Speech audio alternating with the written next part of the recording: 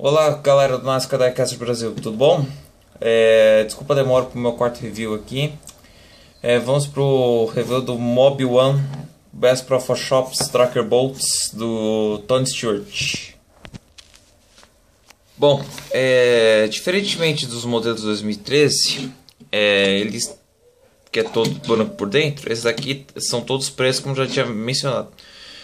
É uma particularidade minha que eu gosto. Eu não gosto da esquema principal do piloto, eu gosto da segundo e terceiro esquema. E esse esquema aqui do Tony Stewart, aqui do Mob One, é muito mais bonito que o Best Pro Shops.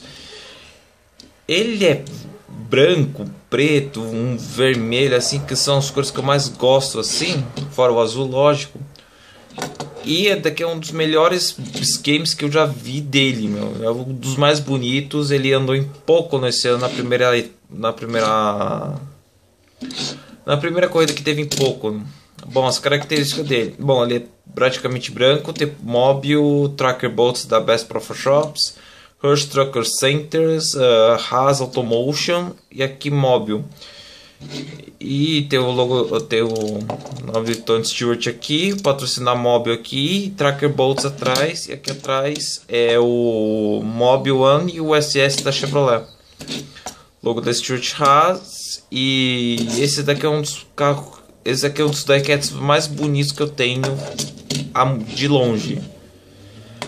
Esse daqui foi o review do quarto review do NASCAR Diecast Brasil do Tony Stewart, Stewart Haas Racing número 14, Mob One, esquema usado na etapa de pouco.